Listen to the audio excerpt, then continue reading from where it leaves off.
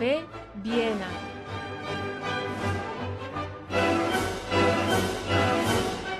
Acompáñenos a la Viena de principios del siglo XX, a un local situado en la plaza del Dr. Karl Lueger, para hablar con el profesor Francisco Cabrillo.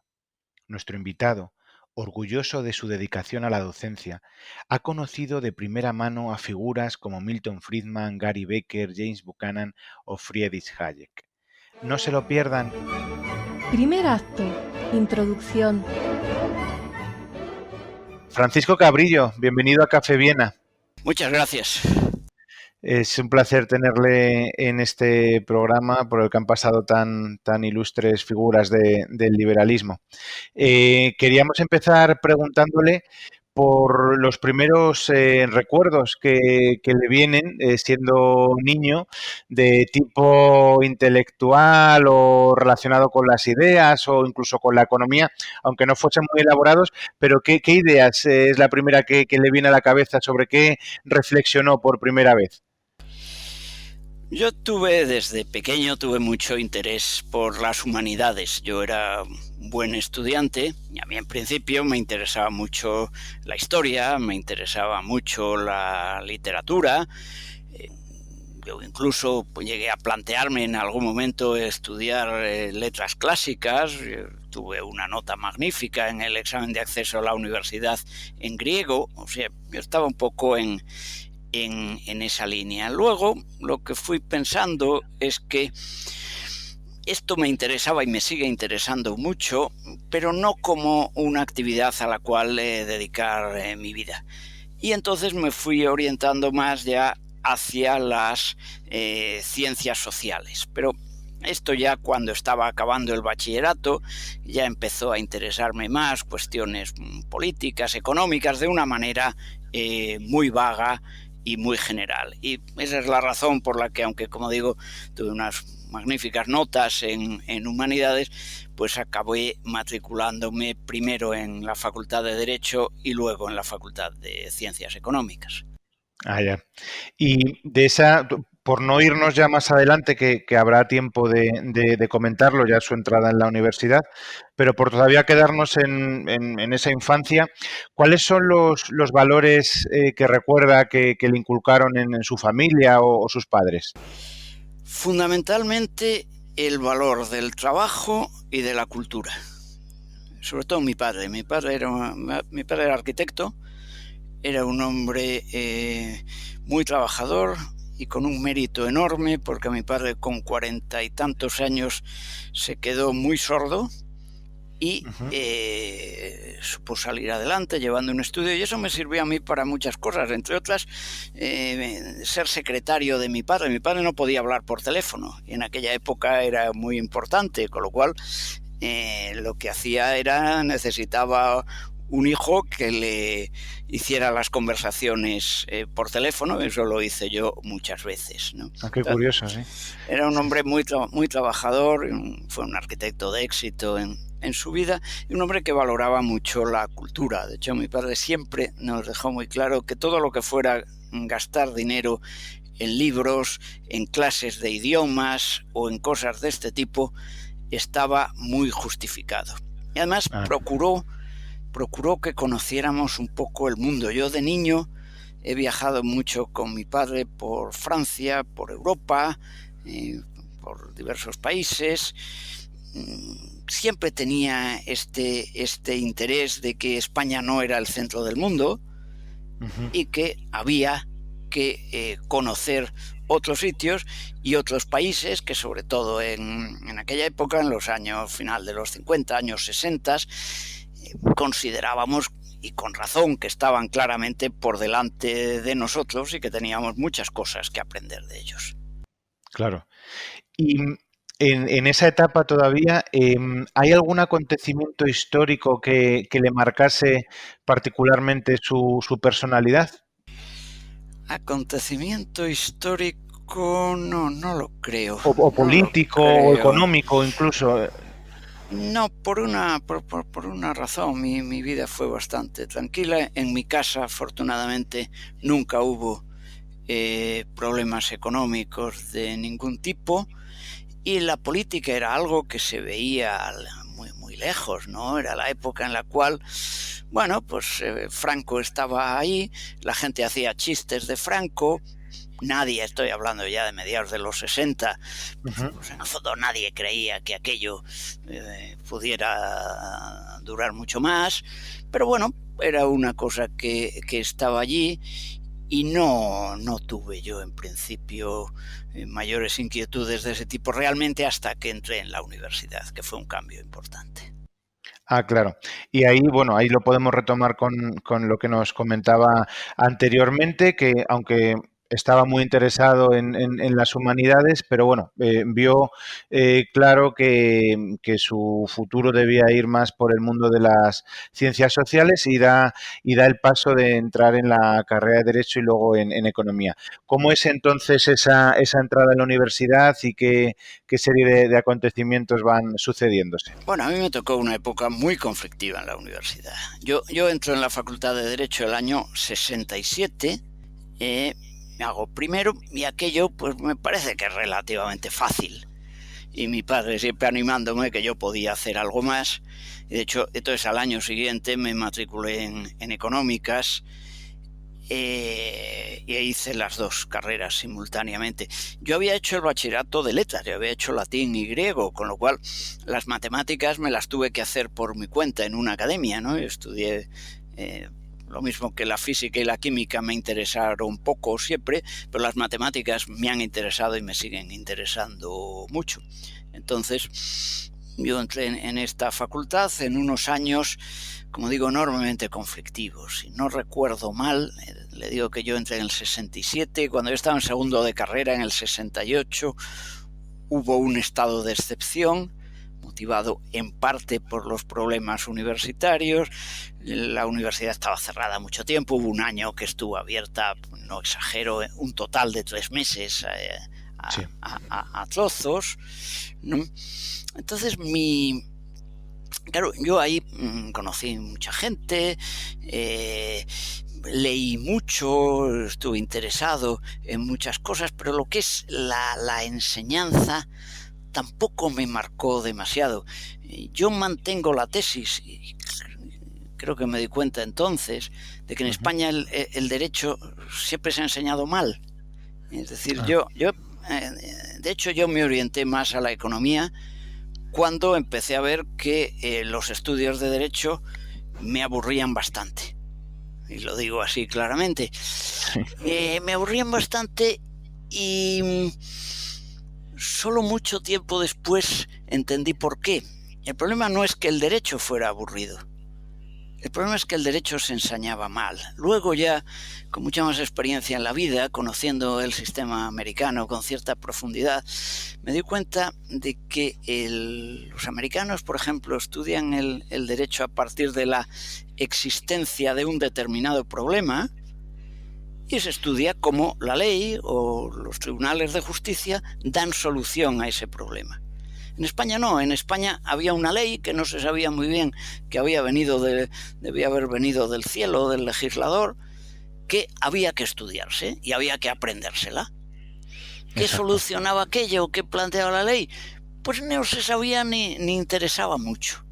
Y claro, esto para alguien con una cierta inquietud intelectual, yo creo que es aburrido, ¿no? Por eso me fui orientando hacia la carrera de Económicas. ¿Aprendí mucho en la Facultad de Económicas? No, tampoco.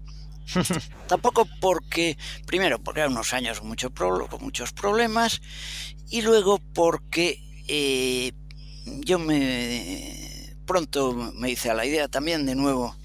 También mi padre me animó mucho en esto, que me dijo, bueno, si te vas a dedicar a esto, vete a los Estados Unidos. Y efectivamente yo conseguí una beca, entonces yo acabo la carrera de Derecho el año 72 y poco más de un año me hago media carrera de Económicas por mi cuenta, porque yo lo que quería era marcharme, y el año 74 me voy a los Estados Unidos, que es donde yo me he formado como economista. Mi formación económica en aquellos años y con posterioridad es básicamente norteamericana. Eso es muy, muy claro. Entonces la Universidad Española tenía eso, al mismo tiempo tenía cosas positivas, tenía un ambiente cultural mejor que el que tiene ahora. La gente tenía mucho más interés por aspectos de la literatura, por ejemplo. Nos interesaba a mucha gente, el teatro, hoy todo eso está prácticamente muerto. Y luego había efectivamente un ambiente político muy claro. Era pues un poco la decadencia del régimen de Franco. Yo estaba claramente contra el régimen de Franco. A mí ni la persona ni el régimen de Franco me han gustado nunca, no me gustaron entonces y no me gustan ahora. Y por eso me molesta tanto, además, que la izquierda española haya decidido resucitar a Franco, porque algo que teníamos todos absolutamente olvidado, pues ahora lo sacan y al final vamos a acabar encontrándonos que alguien diga, hombre, si estos de Podemos se meten con Franco, algo bueno tendría, que ya es lo último, ¿no? que podamos tener, pero bueno, así son las cosas. Entonces, pues yo nunca me entré directamente en política, pero sí participé un poco en el movimiento aquel y aprendí cosas. Por ejemplo, una cosa que aprendí entonces que me quedó muy claro es cómo se puede manipular a la gente. Y la gente del Partido Comunista era experta. Qué bien hacían estos tipos las asambleas. Las hacían perfectamente. Entonces, teóricamente todo se votaba. ¿Pero qué se votaba? Pues si no interesaba, decía, no es momento para votar esta moción, este tipo de cosas. Y yo veía aquello y decía, bueno, pero esto es muy raro, ¿no? Sí.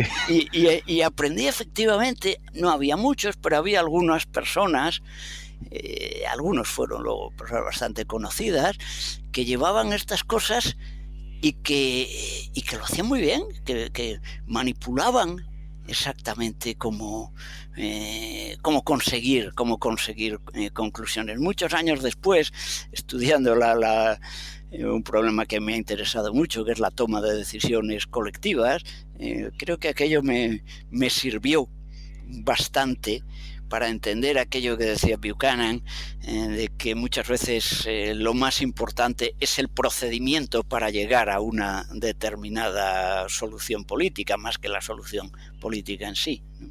Claro. Pero sí, fueron unos momentos pues tenía mucha actividad, bueno, estaba la prensa, había problemas políticos de todo tipo. No es el ambiente sosegado académico que probablemente es el mejor para la formación, pero en cambio tenía, no sé si la ventaja, probablemente sí, la ventaja de que te introducía en un mundo completamente distinto, probablemente algo artificial, ingenuo, ¿no? Yo cuando pienso aquello, había mucha gente convencida de que una vez que acabara el régimen de Franco, este sería un país feliz y que todo funcionaría bien. Bueno, es lógico que esto ocurra, ¿no? Pero aquello de esa idea que se ha hecho tantas veces de contra Franco vivíamos mejor, sí, es verdad. Tener un adversario así es una cosa estupenda porque te justifica la vida, ¿no? Segundo acto, nudo. Una vez que nos han situado, bueno, pues en esos inicios intelectuales en la universidad, da el salto a Estados Unidos y ahí ya se ve claramente, y ahí ya sí que es otro ambiente, al menos en aquella época, menos politizado de lo que estaba la Universidad Española y un ambiente más proclive al estudio y la reflexión. Claramente. Es decir, yo ahí encuentro muchas cosas. Yo consigo una beca y me voy a la Universidad de California. Estuve allí haciendo cursos en 3 universidades, California, Los Ángeles, sur de California y Berkeley, en distintos periodos. Me gradué en Los Ángeles, pero seguí cursos en otros sitios. Y ahí aprendo yo muchas cosas. Primero, aprendo a cómo funciona una universidad de verdad.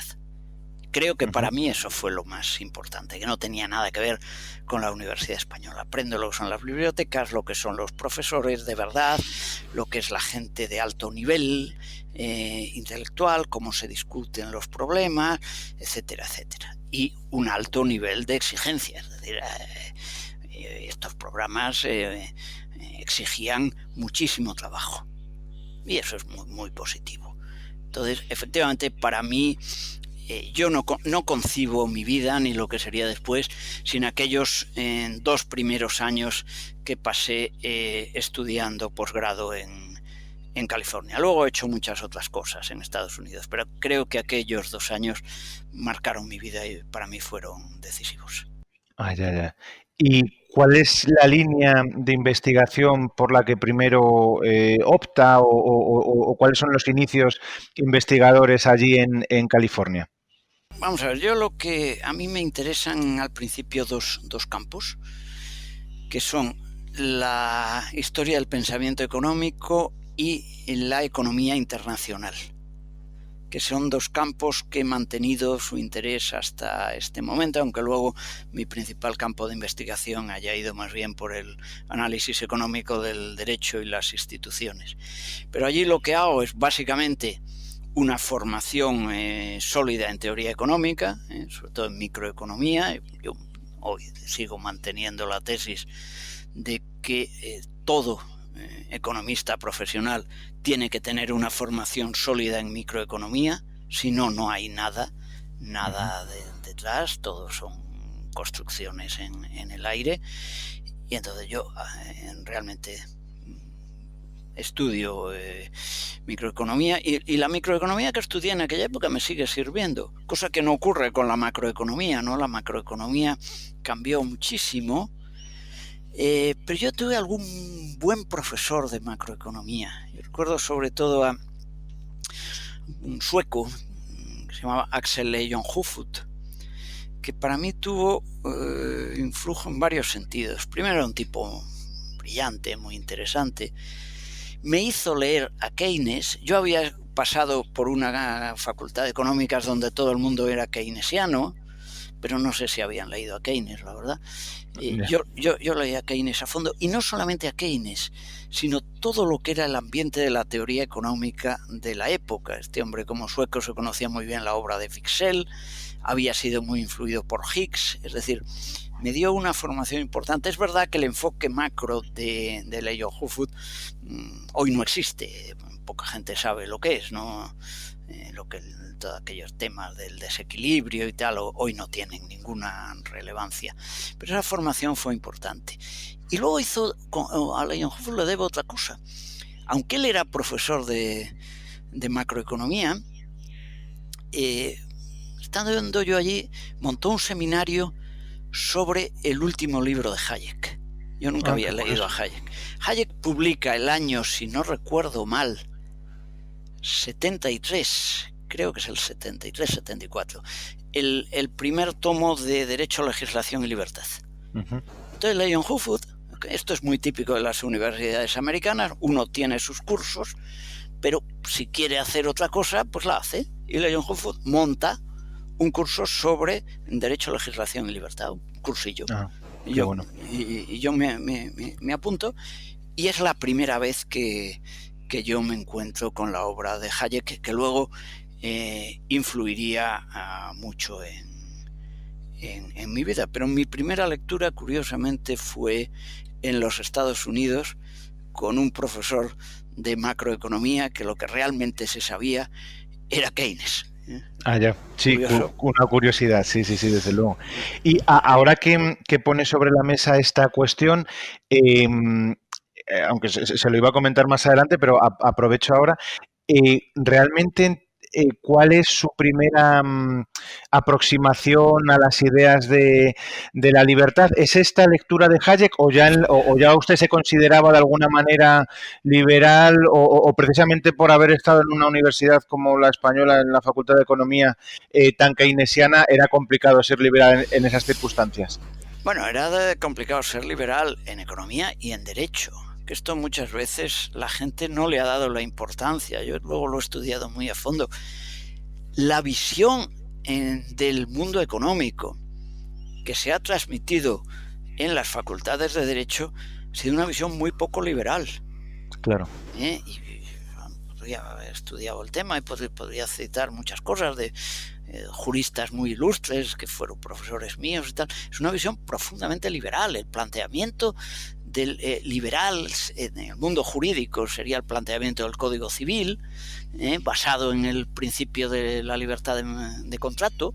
Bueno, esto se explicaba como algo del pasado, como algo superado, como algo del siglo XIX, que ya no puede, que no tenía mucho sentido. Pero esto lo decían, no estoy ya hablando de los administrativistas, que este es otro mundo, estoy hablando de la gente de derecho privado, estoy hablando de gente como pues, el señor Castán, que ha sido probablemente el jurista más influyente en derecho privado que ha habido en España, pues en su libro han estudiado generaciones de juristas.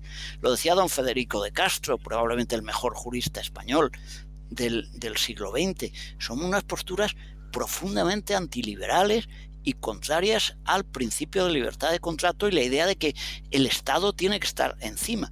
Y desde una visión, esto es interesante, nada de izquierdas. Estos dos señores eran muy conservadores. Castán fue procurador en Cortes de Franco muchísimos años y Castro era un hombre muy católico y muy conservador también, pero eran profundamente antimercado.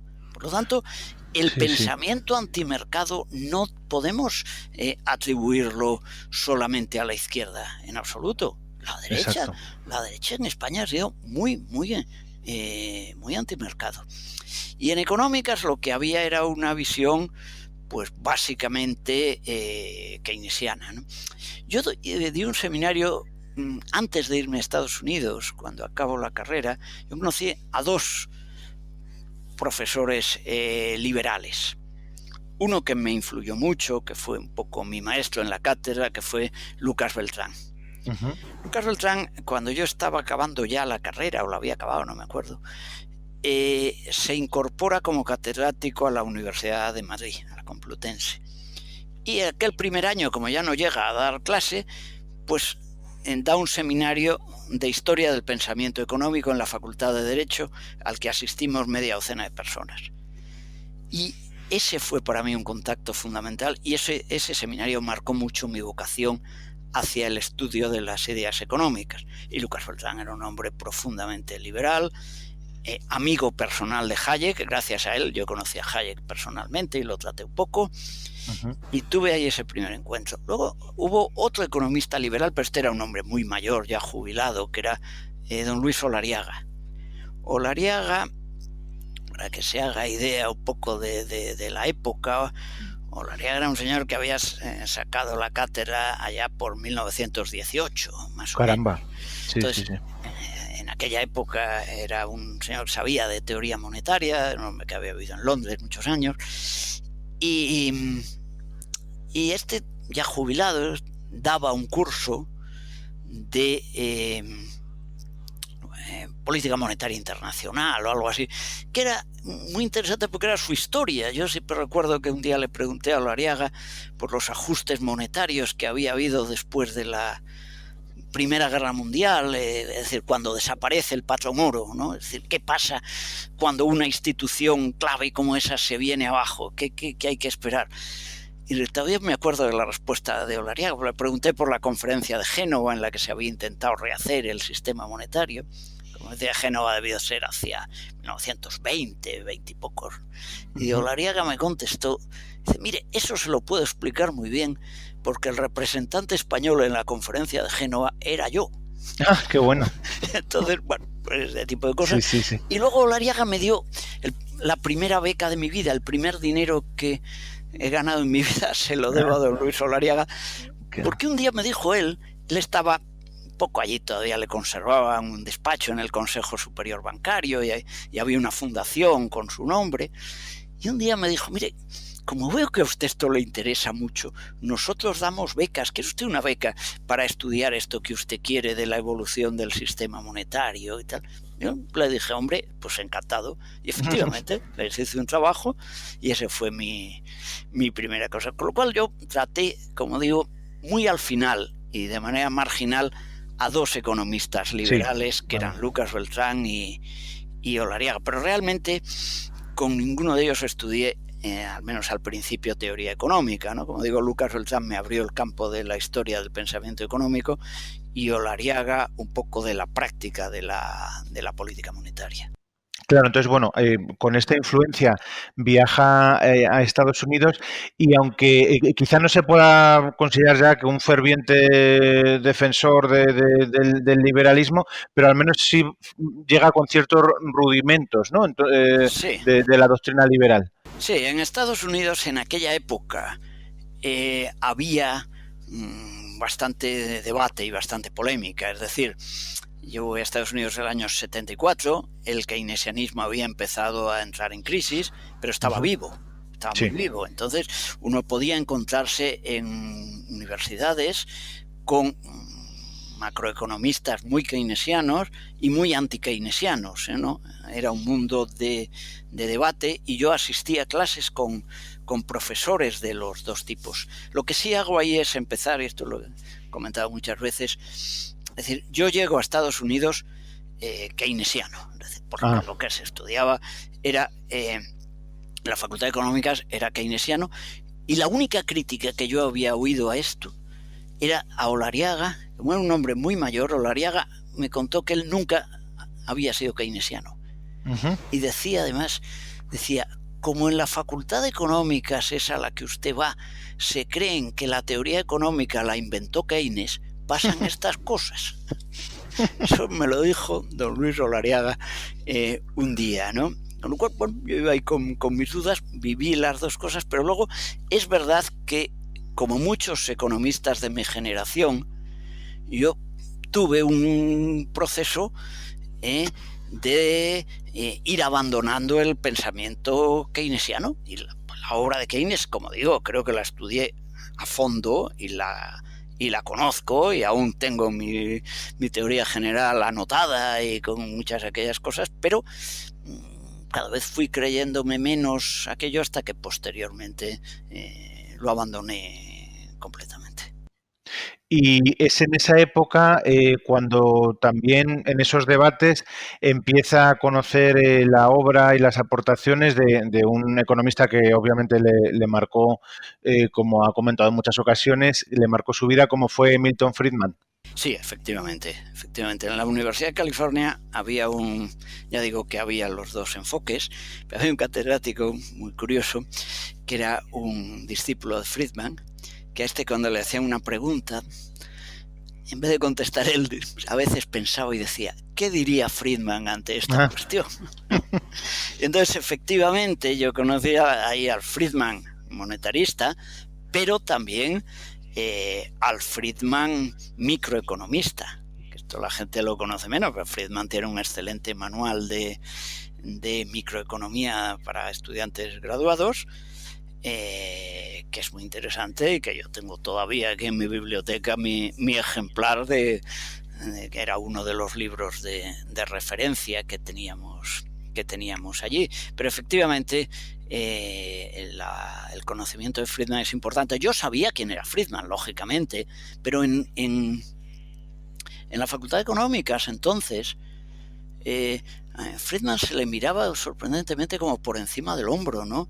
Se decía de esto del neomonetarismo, que aquí estas cosas raras. Es decir, era una teoría que había que mencionar, pero que se rechazaba directamente. Esa es la versión con la que yo llegué allí. Y claro, cuando te das cuenta de que las cosas son muy diferentes, pues vas cambiando. Pero es verdad que Friedman me ha influido mucho, y no solo, como digo, en la teoría monetaria o macroeconómica, sino también en la forma de pensar como economista, en la forma de plantearme problemas de razonamiento. En el fondo, la economía es una lógica de razonamiento. Y en esto Friedman era un tipo fuera de serie, era una de las personas, una persona y una inteligencia excepcional. Ver a Friedman en un debate, que todavía se pueden ver en internet, hay muchos, es un placer, era un tipo realmente extraordinariamente inteligente. Claro, hasta el punto de que luego incluso colaboró usted en la traducción de todos aquellos programas de libertad de elegir que se Sí, hicieron sí, en sí, televisión exacto. española, ¿no? Exactamente, Que con exactamente. mucho recelo, ¿no? Se veía aquí todo Sí, aquello. sí, sí, sí, sí, con muchísimo. Yo de aquella época todavía tengo en mi despacho una foto en la que estoy charlando ahí con Friedman en aquella época, yo eh, muy jovencito, como es lógico, y hablando con Friedman cuando vino. Entonces aquello se veía mal. Yo aún recuerdo, pues es una anécdota, pero es indicativa. Una de las personas que llevaban aquello, cuando Friedman hablaba de el funcionamiento de los mercados, los problemas del Estado y demás, recuerdo que alguien decía, pero bueno, este era alguien muy relacionado con el derecho público español y el derecho administrativo, decía, pero ¿cómo se puede decir esto? Y el papel del Estado, decía, y la policía de alimentos, término muy administrativista, Sí, sí. Friedman no sabía la policía de alimentos, pero ese libro tiene, esa serie que luego se hizo el libro, tiene cosas extraordinarias, ¿no? Desde el famoso ejemplo de cómo se fabrica un lápiz con productos elaborados por en no sé cuántos países, ¿no? Sí. Hasta aquella foto de Friedman cuando se retrata con los libros que recogen la legislación de cada año, y entonces empieza con un montoncito pequeñito, y los montones van creciendo, ya superan a Friedman, ¿verdad? Es que Friedman era extraordinariamente bajito, Sí. era muy bajito Milton Friedman, sí. Pero aquello es verdaderamente indicativo, ¿no? Que uno señalaba al suelo y decía, mire, esta era la legislación del año tal, esta la del año cual, y esta que está por encima de mí es la de ahora, ¿no? Sí, sí, no, muy ilustrativo, desde luego. Y bueno, por volver a esas líneas de investigación en los inicios en Estados Unidos, luego el doctorado, ¿cómo va teniendo lugar? ¿Cómo se acaba doctorando? Bueno, el doctorado yo me lo tengo medio hecho. Yo había hecho los cursos de doctorado antes de irme a Estados Unidos, ¿no? Ah, yeah. Había hecho los cursos de doctorado en Derecho, pues cogiendo las materias económicas que había, lo de Olariaga y alguna otra cosa, y había hecho los cursos en Económicas, que eran un desastre, porque era, como digo, no había clase, no había nada, y tal. Bueno, digo que ahí aprendí más bien, sí, poco, nada, ¿no? Entonces yo hice una tesis muy académica, ya, mi tesis es liberal, pero muy académica, pues yo estudio el problema, mi tesis doctoral trata sobre la teoría del comercio internacional en los economistas escoceses de finales del siglo XVIII. Uh-huh. Eso puede sonar exótico a quien no conozca el tema, pero es que buena parte de la teoría del comercio internacional está ahí. Claro. Porque eso significaba estudiar a Adam Smith en teoría real del comercio internacional, estudiar a David Hume en la teoría de la balanza de pagos, y estudiar a Sir James Stewart, que era un poco la oposición más mercantilista, ¿no? Y yo preparo ahí un trabajo, luego amplío y presento como tesis doctoral en Madrid cuando regreso el año 76. Ah, ya. Y a partir de ahí ya tiene lugar ya su entrada a la universidad como profesor y ya toda su vida académica, ¿no? Exacto. Yo siempre digo, yo he hecho muchas cosas en la vida, pero si una profesión tengo es la de catedrático de universidad. Eso lo tengo muy claro. He tenido algunos cargos por ahí, escribo en periódicos, escribo en esto, pero siempre he tenido muy claro que la actividad académica tiene que ser una actividad muy seria, muy profesional. Y es duro escribir artículos académicos, pero lo que diferencia a un buen economista de quien no lo es, como decía antes, esa formación, ¿no? Ah, ya. Entonces aquí en España ya conozco a la otra persona que va a influir en mi pensamiento. Antes he hablado de Lucas Beltrán. Bueno, yo con Lucas Beltrán me incorporo a su cátedra, efectivamente empiezo ahí de profesor ayudante, él firma como director de mi tesis y demás. Ah, vale. Y en el tribunal de la tesis me dice Lucas Beltrán, tiene usted que traerse en la tesis a Pedro Schwartz. Dice, yo le llamo que es amigo mío. Y Pedro Schwartz vino, fue cuando yo conocí a Pedro Schwartz, porque yo cuando había hecho Historia del Pensamiento Económico en la Facultad de Económicas, él no estaba, yo creo que él estaba en Londres entonces, a mí me dio otra persona. Entonces vino la tesis le gustó y recuerdo perfectamente que al final me dijo, mire, yo tengo un seminario en la facultad, véngase usted a mi seminario. Y empecé a ir al seminario. El seminario de Pedro Schwartz de aquella época, estamos hablando de finales de los 70, ha sido, yo considero, lo mejor que yo he encontrado nunca en la Universidad Española.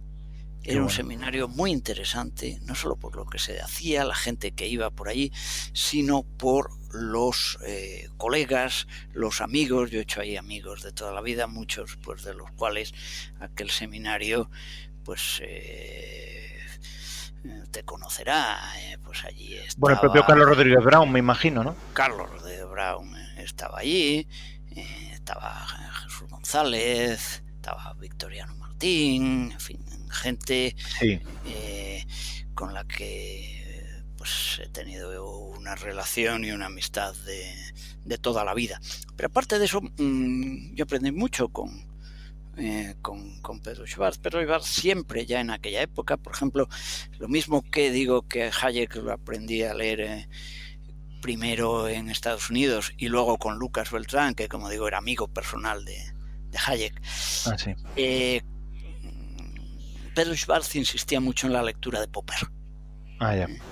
Pedro tenía una gran relación con Popper, intelectual y personal, de los dos tipos, ¿no? Entonces, pues fue una influencia grande, yo aprendí mucho allí, y luego eso dio otro paso en esta línea, es cuando Pedro Schwartz crea el Instituto de Economía de Mercado, que si no recuerdo mal lo crea ya en la transición, muy a finales de los años 70.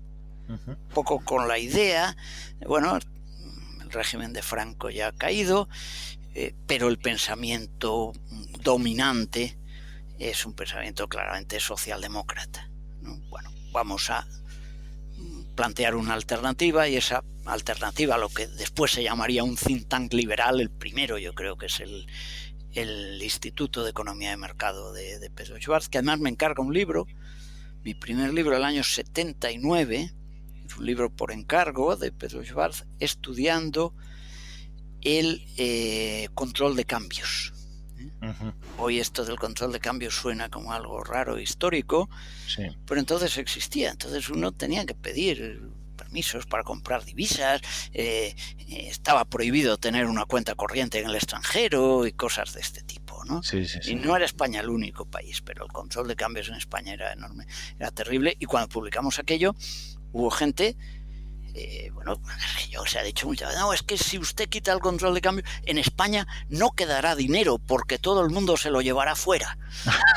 Ese tipo de argumentos estaban muy vigentes, ¿no? Y lo primero que hice con un colega que yo había conocido en California, Federico Segura, con el que había estudiado junto con él allí, en teoría económica, hicimos un libro sobre el control de cambios. Fue el primer ataque al control de cambios en España.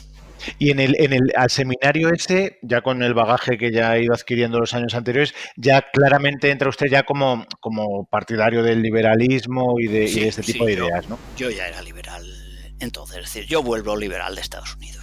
Ya. Con la influencia de Friedman sobre todo, ¿no? Friedman y tal, vamos, ya había ido a Senado, pero yo vuelvo liberal. Yo seguía teniendo mucho interés por las ideas económicas y, por ejemplo, yo después todavía, pues, yo he leído muchos pensadores, no solo no liberales, sino antiliberales. Yo he estudiado Marx a fondo y vamos, toda la vida, pero hace todavía 2 años y medio, publiqué una edición española de La economía del bienestar de Pigou, que creo que es la obra más influyente del pensamiento socialdemócrata en Occidente, mucho más influyente que Keynes, en mi opinión, ¿no? De modo que me ha interesado. Creo que es absurdo, si uno es liberal, leer solamente a los liberales. Claro, por supuesto. Necesitas conocer un poco la base de la teoría económica y lo que se discute. Pero yo en general, ya a final de los 70 sí que me puedo definir como liberal, claramente. En un ambiente, sí, claramente, si siempre lo es, en aquella época yo creo todavía más de abierta hostilidad, obviamente, ¿no? En el ámbito intelectual y académico. Sí, y yo creo que de sorpresa, ¿no? De sorpresa, estas cosas que hace esta gente, quién es. Y ya digo que todavía estaba un poco vigente aquello de los antiguos. Es que estos, los liberales, son los antiguos. Ya. Aquí lo bueno es el keynesianismo. Es verdad que el keynesianismo en España llega a la crisis un poco más tarde, pero el keynesianismo había entrado en crisis en los años 70. ¿no? Y eso se notaba mucho. Los años 70 tienen, para un economista, lo que yo vivía en Estados Unidos, tenía importancia en muchos sentidos. La crisis del keynesianismo, pero hay otro elemento importante, y es el sistema monetario internacional había saltado en pedazos. Yo llego a Estados Unidos en el 74 y el sistema monetario internacional había saltado en pedazos entre el 71 y el 73. El dólar estaba flotando, había perdido su convertibilidad oro, se había depreciado, etcétera. Y eso estaba muy, muy vivo. Yo todavía recuerdo, esto lo cuentan mis alumnos, me miran con cara rara, como el año 74 o 75 en los cursos de economía internacional se discutía si la situación del dólar fluctuando libremente sin tipo de cambio fijo podía durar mucho tiempo.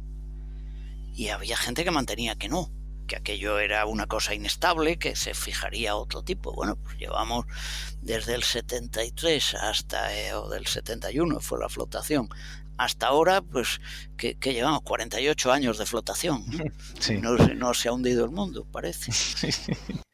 Y ya sentado como profesor y catedrático aquí en la Universidad Española, ¿cuáles son las aportaciones de las que más orgulloso se puede sentir en toda esta trayectoria? Incluso también teniendo en cuenta, o por otro lado, de sus libros publicados, ¿cuáles son pues, los que más la han podido satisfacer?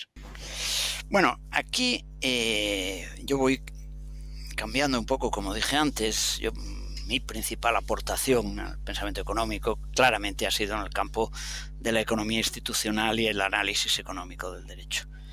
Entonces yo entro en esta línea pues a través de la teoría de la elección pública de Buchanan, fundamentalmente. Entonces en Buchanan descubro una visión crítica del papel del Estado, pero basado en una teoría institucional muy sólida. Y después doy el paso ya a aplicar esa misma metodología, pero al problema jurídico en general, al derecho privado especialmente. En el año 84 yo fui uno de los fundadores de la Asociación Europea de Análisis Económico del Derecho, que constituimos en Lund, en Suecia. Fuimos solamente 2 españoles, Santos Pastor, mi colega lamentablemente desaparecido, y yo. Y a partir de ahí, pues he ido trabajando en estas líneas. Sí, hay que ver un poco la repercusión, sobre todo internacional. Pues mi obra más conocida es seguramente el libro sobre economía de la administración de justicia. Se publicó primero en Inglaterra. Lo escribí con un colega irlandés, Sean Fitzpatrick, y luego en España. Tengo un libro también sobre economía de familia, muy influido por la obra de Gary Becker, aunque modificamos muchas cosas. Pero en general, yo diría que mis principales aportaciones desde los años 80, que aunque sigo interesado en la historia del pensamiento económico y en la economía internacional, ya el foco en el que me centro es el problema de la regulación, de las normas y de la eficiencia o falta de eficiencia de las normas, que creo que es un tema fundamental a la hora de analizar la política económica, ¿no? Aquella frase de de Ronald Coase, que es otro economista que me ha influido mucho, cuando dice, bueno, la política económica supone la elección entre diversas opciones, dice, y esas opciones están normalmente escritas en forma de ley o de sentencia de los tribunales de justicia. Claro. Ese ha sido un poco mi enfoque. Su enfoque, sí. Y luego, quizá de más repercusión para el público no tan académico, pues unas grandes aportaciones han sido pues ese estudio de economistas, de sus anécdotas, de sus vidas, ¿no? Sí. Eso también ha tenido mucha repercusión. Ese libro gustó. Luego se llama Economistas Extravagantes, y ese es un libro un poco de mi curiosidad intelectual. De, bueno, vamos a buscar detalles pintorescos de los economistas, y encontré que había muchísimos. Es decir, hay economistas muy raros y que tenían una vida peculiar verdaderamente extraña. Entonces los fui sacando primero en una serie de artículos de periódico y luego como libro, ¿no? Porque una actividad que yo he llevado también junto a aunque ya digo que si tengo una profesión es la de catedrático. Exacto, sí. Claro, yo he escrito mucho en prensa, he escrito no sé cuántos, pero muchos cientos de artículos en prensa, porque llevo muchos años escribiendo en periódicos y sigo teniendo mi columna. Entonces, pues he ido sacando este tipo de cosas de divulgación, siempre intentando tener presente que hay que distinguir lo que es la obra científica de la obra de divulgación. Lo que no se puede es pensar que uno es un buen economista porque le leen sus artículos de periódico. Ahí no, eso se mide de otra manera, ¿no? Y yo ahí he tenido gente en la que fijarme, porque buenos articulistas eran Milton Friedman, era muy bueno, Paul Samuelson era articulista, y Gary Becker. Gary Becker era un buen articulista, pero estos siempre tuvieron muy claro que una cosa es el artículo de divulgación, que es importante, sin duda, pero otro es la obra académica. Interesante esa reflexión, claro, sí, que no conviene mezclar ambos mundos. Exactamente. Y sí, bueno, en medios de comunicación, que ha sido una de las figuras pues de ese medio que tantos liberales o en el que tantos liberales han refugiado, ¿no? Como fue Libertad Digital desde sus comienzos, tuvo ahí una labor muy influyente. En Libertad Digital estuve muchos años, incluso temporalmente fui presidente de la sociedad. Y bueno, yo empecé escribiendo en Gaceta de los Negocios, en el suplemento literario del ABC, luego estuve en Libertad Digital. Creo que es una pena en Libertad Digital no acabara de cuajar como algunos esperábamos que lo hiciera. Y luego, básicamente, ahora escribo en Expansión, escribo hace muchos años, y actualmente en La Actualidad Económica en El Mundo, ¿no?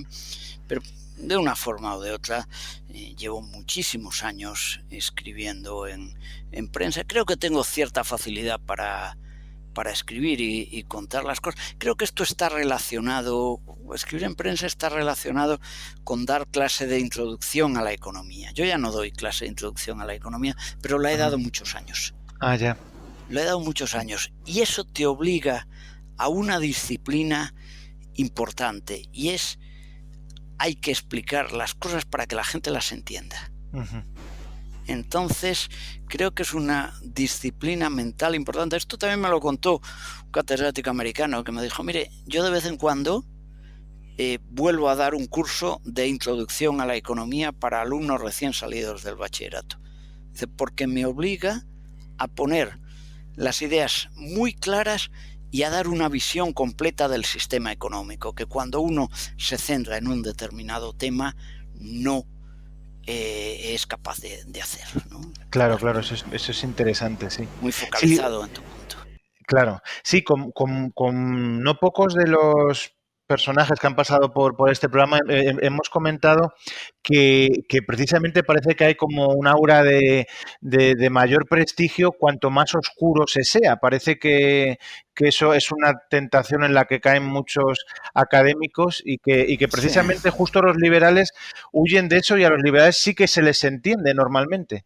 Sí, bueno, hay quien escribe mejor, quien escribe peor, pero vamos a ver, aquí hay dos cosas. Es decir, hay gente oscura. Aquí el problema es, una persona puede ser oscura cuando tiene las ideas oscuras. Sí. Hay gente que realmente esto y vamos a ver, es que no entiendo lo que dice este hombre. Y dice, bueno, es que a lo mejor tampoco lo entiende él, ¿no? Sí, pero bueno, pero eso tiene prestigio muchas veces. Hombre, en muchos campos, en el campo de la filosofía, de la crítica de arte, etcétera, esto tiene un prestigio enorme, ¿no? Sobre todo en este país y en Francia, ¿no? Hace una cosa suficientemente compleja que la gente acaba diciendo, qué cosa tan difícil habrá dicho este tío que yo no la entiendo, ¿no? Exacto.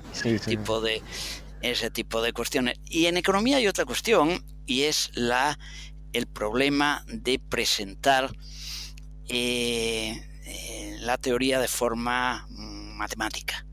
Este es un viejo dilema que yo creo que las matemáticas son muy importantes en economía, pero llega un momento en el cual la economía puede perder su sentido. La matemática deja de ser un instrumento. Yo voy a poner dos anécdotas de dos personas a las que yo he tratado. Yo traté una época que estuve en Princeton, unos meses, a William Baumol, ¿no? William Baumol me contaba que él lo había contratado Princeton allá por los años 60 como el economista matemático. Era un gran matemático. Y que pasado un tiempo, dice, yo de intentar convencer a mis estudiantes de doctorado de que usaran matemáticas, he pasado a una situación en la cual cuando alguien me trae un papel y le digo, bueno, las matemáticas son correctas, pero ¿y usted qué quiere decir con esto? ¿Para qué las ha utilizado? Ya. Este es un caso. Y otro era Gary Becker, al que también traté. Gary Becker murió sin haber escrito, me contó varias veces que quería ser un poco una obra para dejar, que era un libro de problemas de microeconomía. Y él decía, sería problemas de microeconomía, y Becker era también muy buen matemático, Becker empezó estudiando matemáticas.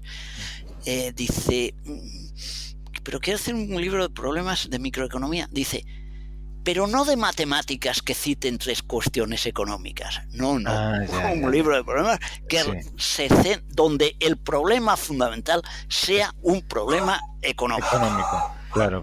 Eso es lo que... Sí, que a veces casi se cae, bueno, a veces o habitualmente en las facultades de economía casi en lo contrario, que es estudiar matemáticas y meter alguna cuestión tangencial económica, ¿no? Eso es, ese es un problema. Ese es un problema serio que hay ahí. No se puede ir al otro lado y decir, oiga, no estudie matemáticas. Las matemáticas ayudan muchísimo a razonar. Yo creo que, como dije antes, la microeconomía que hay que dominar, para eso tiene elementos matemáticos claros, pero hay un momento, usando un término económico, que llegamos a la ley de rendimientos decrecientes, ¿no? Sí. Y es donde efectivamente estudiar, ahora yo estudié en Estados Unidos, siempre cuento lo mismo, decía antes, buena parte de la microeconomía que estudié la sigo utilizando, pero yo estudié entonces microeconomía avanzada, temas de equilibrio general que no he utilizado en la vida. Me sirvió, bueno, bien, oiga, este señor ha axiomatizado la teoría y es un modelo lógico, bien, perfecto. Pero, bueno, ¿y esto para qué?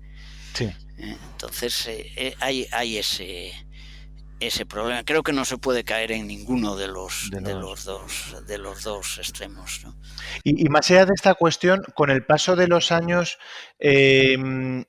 ¿usted se ha ido haciendo más austriaco o no? ¿O cuál ha sido su posicionamiento respecto a la escuela austriaca más pura y dura?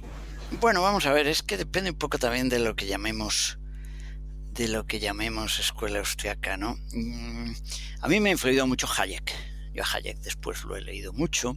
Pero si uno lee a Hayek a fondo, se encuentra con que buena parte de estos enfrentamientos de austriacos, Chicago y tal, cuidado, no está ahí. Es decir, Hayek, por ejemplo, dice en un momento dado que cuando le preguntan sobre los antecedentes, Hayek es un hombre parte de la obra de Wicksell en buena medida. Y Hayek sabía, era un tipo muy sólido en teoría económica. Cuando le preguntan, oiga, ¿y estas obras matemáticas? Él llega a decir que una obra como Valor y Capital de Higgs, que es la base de la microeconomía sólida a la que yo me refería antes, dice, esto entraría dentro de la escuela austriaca. Dice, probablemente los Foundations de Samuelson no, pero Valor y Capital sí. Si Valor y Capital sí, esto recuerdo haberlo discutido con Becker alguna vez, con Gary Becker. Decía Becker, bueno, si esto es así, él no conocía el texto que yo le citaba, dice, si esto es así, bueno, yo, pues bien, soy austriaco, pero claro, si por escuela austriaca entendemos la idea de no se puede contrastar toda la microeconomía es estática, no dinámica, es decir, ese tipo de cosas, entonces me da la impresión de que esta economía tiene menos recorrido, ¿no? Pero Hayek sí me ha interesado mucho y hay cosas vamos a ver, yo intento estudiar y explicar la teoría económica como un continuum, no como una lucha de grupos. Y hay cosas interesantes, por ejemplo, la crisis última actual. No cabe duda que la teoría austriaca del ciclo, tal como se formula primero en los años 20 y para intentar explicar la Gran Depresión, tiene mucho interés ahora. Claro. Esto es cierto. Ahora, yo soy austriaco, no soy austriaco, me da igual. Me da igual, yo lo que quiero es utilizar las teorías que me resulten interesantes, ¿no? El caso de Hayek, por ejemplo, que ya digo que para mí Hayek es uno de los grandes pensadores del siglo XX, me ha influido mucho, pero sin embargo he encontrado cosas en las que creo que Hayek está mal. Por ejemplo, su teoría sobre el common law, que es una cosa que he estudiado. Cuando yo empecé a entender o a intentar entender el common law leyendo a algunos de los grandes juristas americanos, a Holmes y esta gente, claro, llegué a una conclusión: o tiene razón Holmes o la tiene Hayek, porque dicen cosas totalmente contrarias. Hombre, y uno tiende a pensar que Holmes, que se dedicó toda la vida a esto y fue 30 años juez del Tribunal Supremo, de common law sabía más que Hayek, ¿no? Sí. Entonces, bueno, ¿significa esto que yo voy a rechazar a Hayek? No, por Dios, puedo no estar de acuerdo en ese punto, pero Hayek es un gran pensador. Todo dentro del pensamiento austriaco, para mí la figura clave es Hayek, sin duda. Claro. Tercer acto, desenlace. Bueno, y podemos pasar ya al bloque final de esta entrevista para reflexionar sobre algunos aspectos del liberalismo, de la actualidad. Y le quería preguntar, pues, por una cuestión que de alguna manera también, aunque sea en pequeña escala, ha marcado su vida, que ha sido, o al menos en los últimos años, que ha estado de alguna manera tentado, o le han tentado más bien, para entrar en política. ¿Cuál sería su reflexión, por lo poco que haya podido conocer del mundo de la política, y una reflexión más general de política, liberalismo? Bueno, vamos a ver, a mí me interesan las cuestiones políticas, pero no estar en política. Hay que aplicar la ventaja comparativa. Adam Smith decía que los políticos son insidious and crafty. Claro, como yo no soy ni insidioso ni maniobrero, pues pronto vi que no tenía mucho futuro ahí. Pero yo sí estoy satisfecho en una cosa. Yo presidí el Consejo Económico y Social de la Comunidad de Madrid durante 7 años, en la época de Esperanza Aguirre. Viéndolo en perspectiva, estoy muy satisfecho porque creo que se hicieron grandes cosas. Es decir, cuando miramos lo que hicimos en aquel tiempo sobre presión fiscal, sobre regulación, sobre horarios comerciales, sobre todo este tipo de cosas. Bueno, eso ha quedado. Madrid no está a la cabeza de España en economía por casualidad. Claro. De modo que se pueden hacer muchas cosas, ¿no?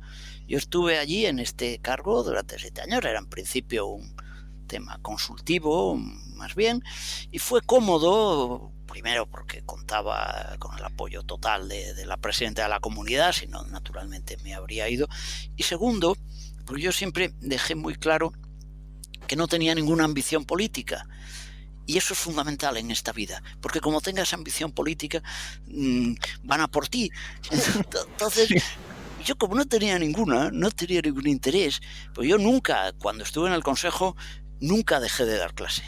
Eso lo planteé muy claramente. Hay una idea de Friedman también, dice, todo economista debe pasar por la administración un tiempo. Dice, pero no demasiado. Dice, porque si pasa demasiado, queda tarado para el trabajo original el resto de su vida. Sí, claro. Entonces yo nunca quise separarme de la universidad, y aparte de, claro, lo que se hacía en el Consejo Económico y Social eran básicamente estudios y tenía mucho elemento de investigación. Pero yo sí estoy satisfecho de aquella época, porque, ya digo, viendo lo que se hizo, creo que fue bueno. ¿Se podía haber hecho más? Pues sí, probablemente. ¿Y se podían haber hecho las cosas mejor? Sí, pero si comparamos con lo que han hecho los demás, no, claro, sinceramente creo que nosotros lo hicimos mejor. ¿Y cómo ve el futuro en cuanto a nuestra sociedad, que pueda mejorar? El lastre de la política lo tenemos muy presente, pero en esa pugna de economía política, ¿cómo ve hacia dónde vamos? No lo sé, aquí hay un problema importante de mentalidad, ¿no? A mí cuando me han preguntado muchas veces, si usted tuviera que hacer un cambio en la economía española, ¿qué cambiaría? Y yo siempre digo, la cabeza de los españoles. Ya, claro. Directamente. El problema son las ideas que hay ahí metidas. El español, como gente de otros países también, no es un caso único, es una persona en principio contraria al riesgo. Es una persona que quiere que el Estado le garantice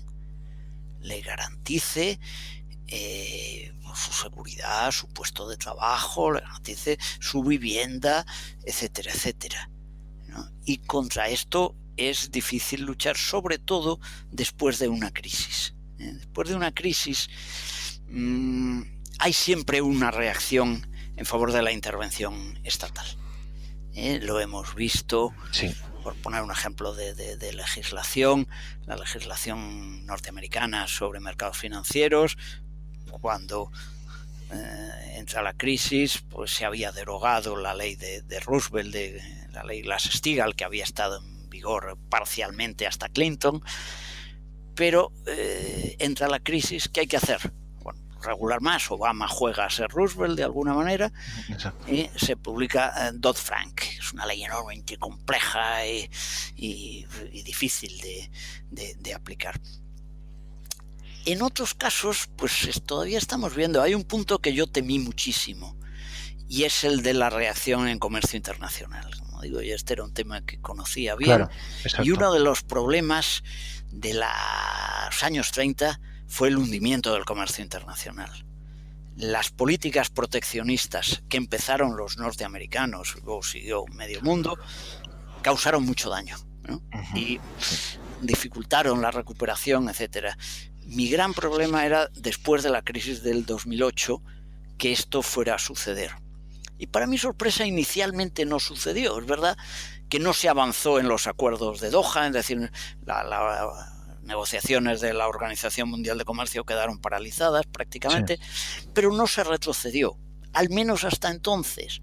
Entonces, que unos años después Trump haya adoptado como su política todo esto que está haciendo de elevar aranceles y tal, me parece preocupante, porque la gente no es consciente de los costes que tiene restringir el comercio internacional, porque a corto plazo no se ve. Ya. Pero pero a largo plazo plantea muchos problemas. Y entonces, bueno, estamos viendo esto. Hubo un proyecto que habría sido muy importante que saliera adelante, fue el acuerdo comercial entre la Unión Europea y los Estados Unidos. No salió, con Trump es imposible que salga, pero es que en la propia Unión Europea había una fuerte oposición en la que se encontraban también la izquierda y la derecha. Es decir, yo que sé, Podemos, por poner un ejemplo, y el Frente Nacional de Marine Le Pen, Sí.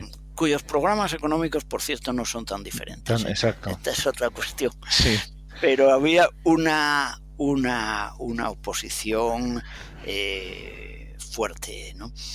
Entonces, bueno, pues hay estos problemas. La cuestión es hasta qué punto, en la situación en la que hemos llegado, las sociedades occidentales van a aceptar, como algunos están pidiendo, volver a los viejos impuestos sobre la renta del 70, el 80%, a que haya empresas públicas y demás. Yo ahí soy más optimista. No veo, a pesar de las presiones, y hay que hacer una banca pública y un sistema eléctrico público y tal. Es que tenemos una experiencia muy fea de lo que ha ocurrido, ¿no? Veo difícil que se pueda hacer. Yo confío que este ataque al pensamiento liberal, que ha cobrado mucha fuerza después de la crisis, se vaya suavizando. Lo que nos enseña la historia es que en este aspecto el mundo funciona en forma cíclica. Si hay una regla común es que en una época concreta, sea liberal o intervencionista, lo que está de moda es decir que los anteriores estaban equivocados.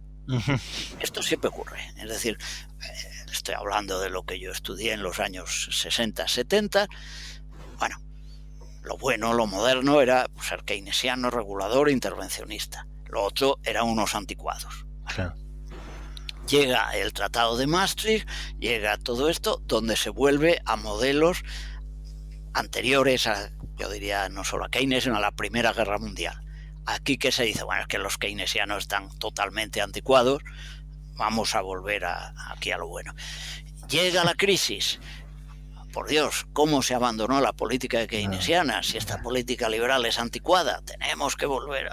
Yo creo que esa es una evolución cíclica de la que va a ser difícil salir. Ya. Pero bueno, si al menos nos deja ese pozo de optimismo, de que la regresión no será tan acentuada a los años 70, pues nos quedamos con esa... Me puedo equivocar, pero yo no creo que la gente hoy esté dispuesta a volver a aquellas cosas. Bueno, pero mucha gente no se acuerda, no sabe lo que es cuando pide más intervención del Estado, pero yo creo que si volvieran a lo que era aquello que en el fondo era la política económica de Franco, si es que esto se está pidiendo volver a la política económica de Franco, que es lo más notable, ¿no? Bueno, pues con esta última reflexión de un optimismo matizado, pero podemos cerrar esta entrevista. Ha sido un placer tenerle en Café Viena y no sé si quiere añadir alguna cuestión más o nos despedimos. Pues nada más, darles a ustedes las gracias y sobre todo agradecer la paciencia de los oyentes que vayan a escuchar esta entrevista. No, seguro que les va a resultar muy interesante. Pues un abrazo y hasta la próxima, Francisco. Un abrazo.